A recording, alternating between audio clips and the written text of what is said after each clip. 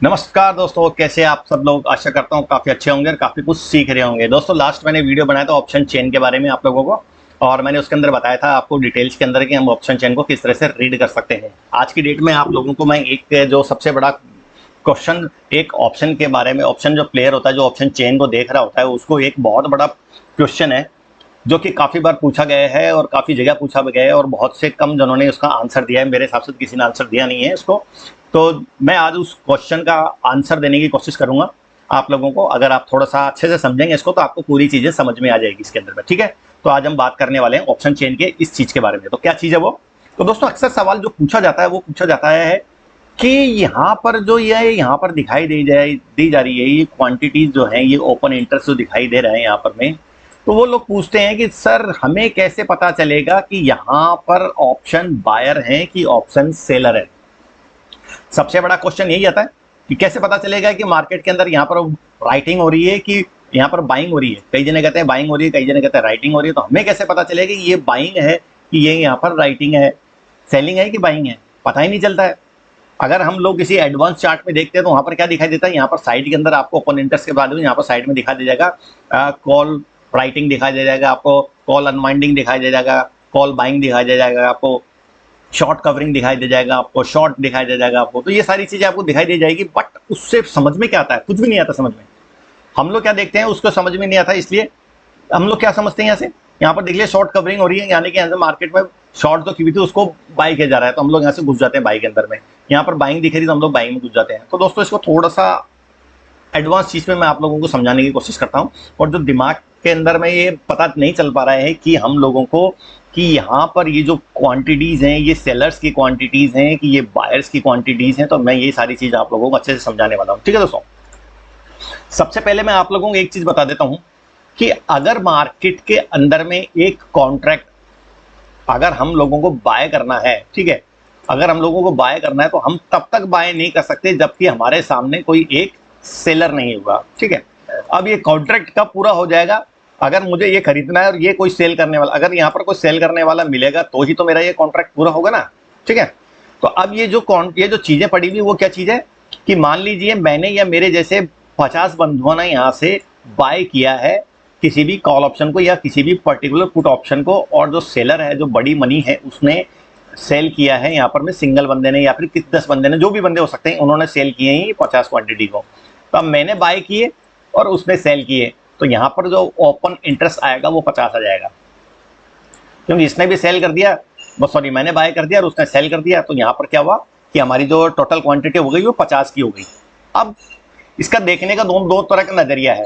ठीक है, यहाँ पर हो गया, हम इसको मान लेते हैं दुकानदार मान लेते हैं, ठीक है, एक शॉपकीपर जो भी होता है ये दुकानदार मान लेते हैं हम लोग, और ये हम लोग ग्राहक मान लेते हैं, जो कि ग्राहक है, जो भी कस्टमर है उसको मान लेते हैं कि ये कस्टमर है यहाँ पर। ठीक है, अब हम अगर कस्टमर के साइड से इसको देखेंगे तो क्या देखेंगे हमने कि कस्टमर्स ने 50 क्वांटिटी खरीदी है।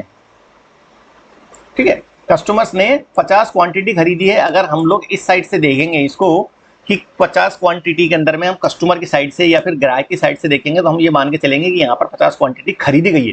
तो यहाँ पर यानी कि यहाँ पर ये जो दिखाई दे रही है पोजीशन, ये क्या है? बाइंग की पोजीशन है। अगर हम लोग इस साइड से देखते हैं तो उसी के अगेंस्ट जो सेलर्स हैं, जो कि दुकानदार हैं, जो कि बड़े बड़े प्लेयर्स हैं, अगर हम उसकी साइड में जाते हैं, इस साइड से देखते हैं हम लोग इस चीज को, सेम चीज को, वही 50 क्वांटिटी है, इसमें कोई एडिशन नहीं है अलग से। तो हम लोग इस चीज को क्या देखेंगे?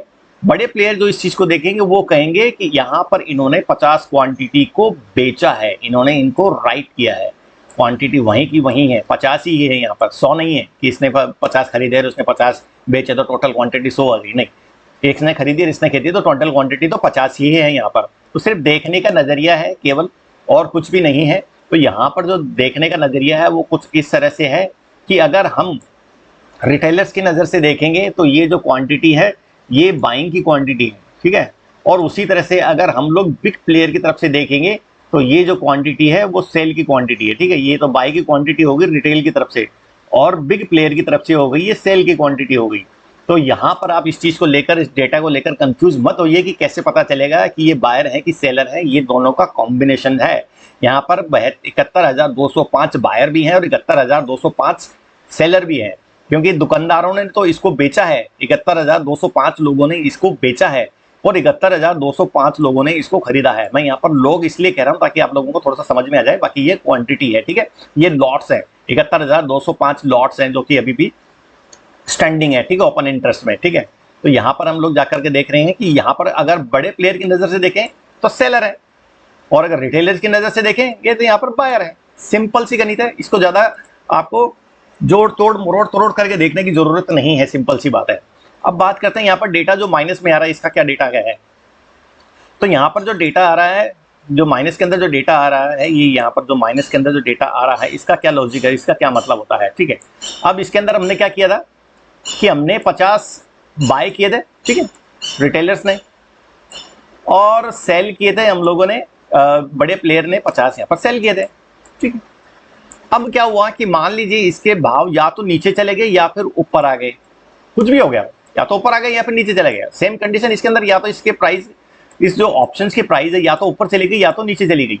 दो ही कंडीशन हो सकती है कि या तो ऊपर जाएगी प्राइस या तो नीचे जाएगी। अब अगर नीचे जाएगी तो रिटेलर्स जो होता है, जो बायर होता है, वो क्या करेगा इसके अंदर में, जिन्होंने कि इसको बाय कर रखा है, ठीक है, इन्होंने बाय करके रखा हुआ है 50 क्वांटिटी को, ठीक है। अब मान लीजिए उसका स्टॉप लॉस हिट हो गया, प्राइस नीचे आ गई, उसका स्टॉप लॉस हिट हो गया, 100 की जो प्राइस थी वो अभी 80 रुपए पे आ गई। तो अब इसको क्या करना पड़ेगा, इसको एग्जिट करना पड़ेगा, ठीक है। मान लीजिए उसकी स्टॉप लॉस हो गई और इसको अब एग्जिट करना है, तो 50 क्वांटिटी को अब ये बंदा क्या करने वाला है, जिसने बाय किया था, अब ये बंदा यहां से करेगा सेल।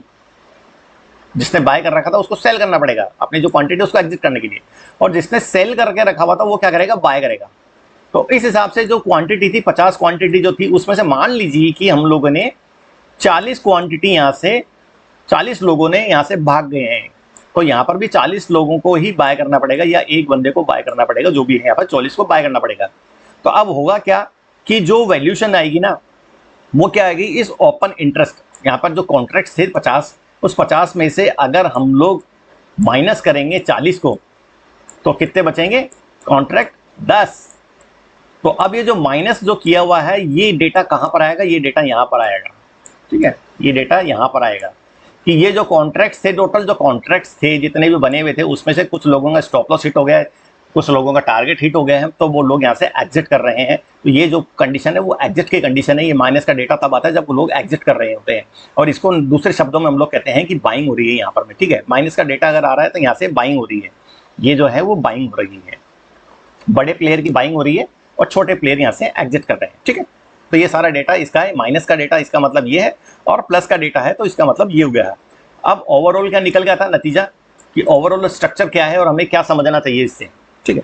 तो हम लोगों को क्या समझना चाहिए इससे मैं बता देता हूं आप लोगों को, कि मार्केट में हमेशा एक होता है छोटा प्लेयर और एक होता है बड़ा प्लेयर। मार्केट हमेशा पैसा किसको देता है, मार्केट इससे पैसा लेता है और इसको पैसा देता है, ठीक है दोस्तों। बड़े प्लेयर को पैसा देता है, बड़ा प्लेयर शॉर्ट करके चलता है, छोटा प्लेयर बाय करके चलता है, तो मार्केट पैसा इसको देता है, इससे लेके इससे पैसे देता है, क्योंकि पैसा पैसे को खींचता है और बड़ा पैसा छोटे पैसे को खींचता है। तो ये वाला पैसा इसको खींच लेगा, इसके अंदर मल्टीपल हो जाएगा इसके अंदर, ठीक है।